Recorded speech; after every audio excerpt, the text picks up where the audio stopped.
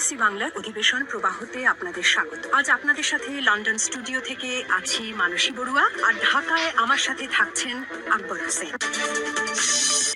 জানিয়ে দেব এই মুহূর্তে গুরুত্বপূর্ণ সব আপডেট, আন্তর্জাতিক সংবাদ। প্রথমে জানিয়ে দেব আমেরিকাকে 24 ঘন্টার আলটিমেটাম, মাদুরোকে না ছাড়লে বিপদ। এরপর থাকছে সিরিয়ায় এবার ব্রিটেন ফ্রান্সের ভয়াবহ হামলা, ফের অস্থিরতা। আরো জানিয়ে দিব লড়াই চালিয়ে যাওয়ার ঘোষণা দিয়েছে ভেনেজুয়েলা।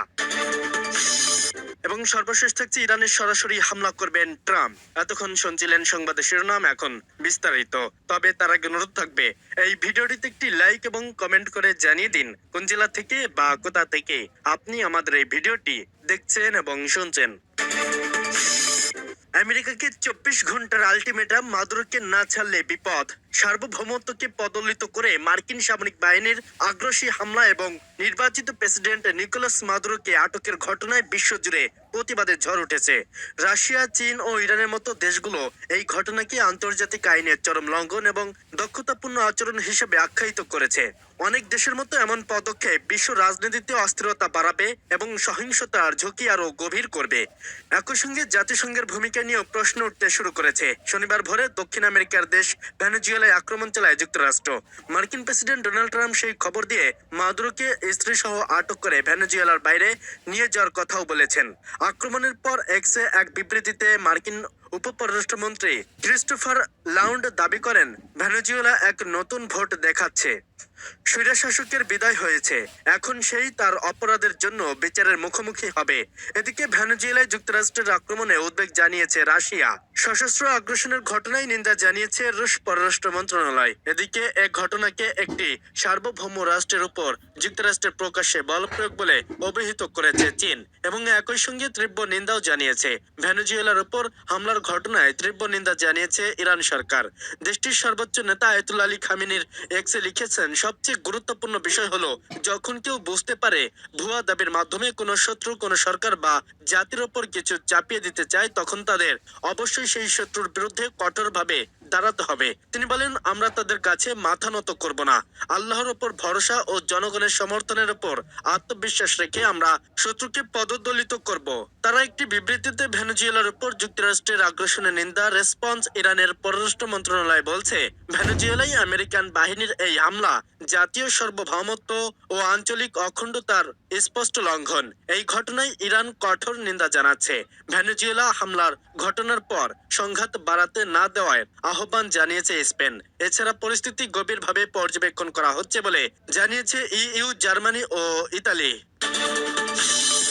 সিরিয়ায় এবার ব্রিটেন ফ্রান্সের ভয়াবহ হামলা, ফের অস্থিরতা। সিরিয়ার আকাশে ব্রিটিশ রয়্যাল বিমান বাহিনীর যুদ্ধ বিমান রাতের আধারে ভেদ করে দেশটিতে ঢুকে পড়ে ফ্রান্সের যুদ্ধ বিমানও।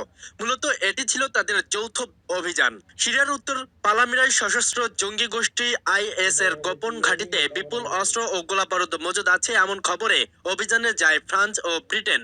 যৌথ হামলায় রয়্যাল এয়ারফোর্সের টাইফুন জেট গুলোকে দেখা যায় মাঝ আকাশে জ্বালানি সংগ্রহ করছে। এরপরেই লক্ষ্যবস্তুতে বড় ধরনের হামলা চালায় দুদেশ। ব্রিটিশ প্রতিরক্ষা মন্ত্রণালয়ের দাবি, গোয়েন্দা তথ্যের ভিত্তিতে আইএস এর অবস্থান শনাক্ত করে হামলা চালানো হয়, যেটি মধ্য সিরিয়ার একটি প্রাচীন স্থান যা পালামিরার পাহাড়ে অবস্থিত। এই পদক্ষেপ আমাদের যুক্তরাজ্যের নেতৃত্বের জন্য জরুরি। মধ্যপ্রাচ্যের আইএস এবং তাদের বিপজ্জনক ও সহিংসতার যেকোনো পুনরুত্থানকে নির্মূল করার জন্য আমাদের মিত্রদের সঙ্গে কাঁধে কাঁধ মিলিয়ে দাঁড়ানো আবশ্যক। যুক্তরাজ্য আরও জানায়, গভীর রাতে চালানো এই হামলায় বেসামরিক নাগরিক হতাহত হয়নি। 2019 সাল পর্যন্ত সিরিয়া ও ইরাকের কিছু অংশে জিহাদি শাসন প্রতিষ্ঠা করে আইএস, যা দায়েশ নামেও পরিচিত। ডিসেম্বরে পালামিরায় অতর্কিত হামলায় নিহত হন 2 জন মার্কিন সেনা এবং 1 জন বেসামরিক। এরপরেই মার্কিন সেনাবাহিনী আইএস কে লক্ষ্য করে ব্যাপক হামলা চালায়। জাতিসংঘ বলেছে, সিরিয়া ও ইরাকে এখনো আইএস এ 5 থেকে 7,000 যোদ্ধা সক্রিয়। লড়াই চালিয়ে যাওয়ার ঘোষণা দিয়েছে ভেনেজুয়েলা। ভেনেজুয়েলার প্রেসিডেন্ট নিকোলাস মাদুরো ও তার স্ত্রী সিলিয়া ফ্লোরেসকে যুক্তরাষ্ট্রের সেনাবাহিনী অপহরণ করেছে।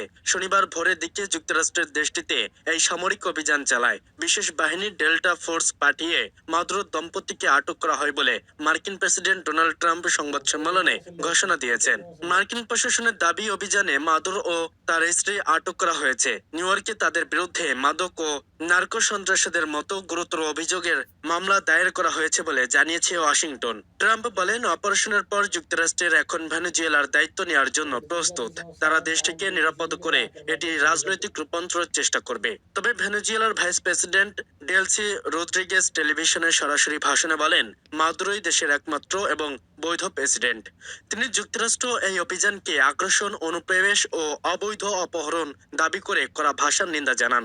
রদ্রিগেজ বলেন, দেশীয় স্বাধীনতা রক্ষা এবং সক্রিয়তা বজায় রাখার জন্য সরকার ও জনগণ প্রতিরোধ করতে প্রস্তুত। তিনি আরো বলেন, আমরা কখনো কোনো সাম্রাজ্য বা পরশক্তির নামে নিজেদের স্বাধীনতা হারাতে দেব না। রদ্রিগেজ দেশের জনগণকে শান্ত থাকার অনুরোধ করেন। তিনি জানান, সরকার দেশব্যাপী সর্বাত্মক প্রতিরক্ষা ব্যবস্থা চালু করেছে। বিশ্বব্যাপী এই ঘটনার উপর অনেক মতভেদ দেখা গেছে। কিছু দেশ এবং আন্তর্জাতিক নেতারা যুক্তরাষ্ট্রের এই পদক্ষেপকে আইন ও রাষ্ট্রীয় সার্বভৌমত্বের প্রতি আঘাত হিসেবে দেখছেন। জাতিসংঘের নিরাপত্তা পরিষদে এ নিয়ে জরুরি বৈঠকের আহ্বানও এসেছে। রাশিয়া ও ইরান সহ অনেক দেশ এই হামলার তীব্র নিন্দা জানিয়েছে। নিন্দাকারীরা এটাকে ভেনেজুয়েলার স্বাধিকার, সার্বভৌমত্ব হস্তক্ষেপ ও মার্কিন সাম্রাজ্যবাদী পদক্ষেপ বলে উল্লেখ করছে। অন্যদিকে কিছু অঞ্চলের রাজনৈতিক নেতারা মাদুরোর পতনকে ভেনেজুয়েলার জন্য নতুন দর্শকের সূচনা হিসেবে দেখেছেন। ভেনেজুয়েলার বিরোধী নেতা মরিয়া করিনা মাসুদো বলেন, এটি একটি সাধ্যত সংকেত। তিনি একটি অস্থায়ী সরকার গঠনের জন্য প্রস্তুত থাকার কথাও জানান। এই ঘটনাকে মার্কিন বিদেশ নীতির গুরুত্বপূর্ণ মাইলফলক হিসেবে দেখা হচ্ছে।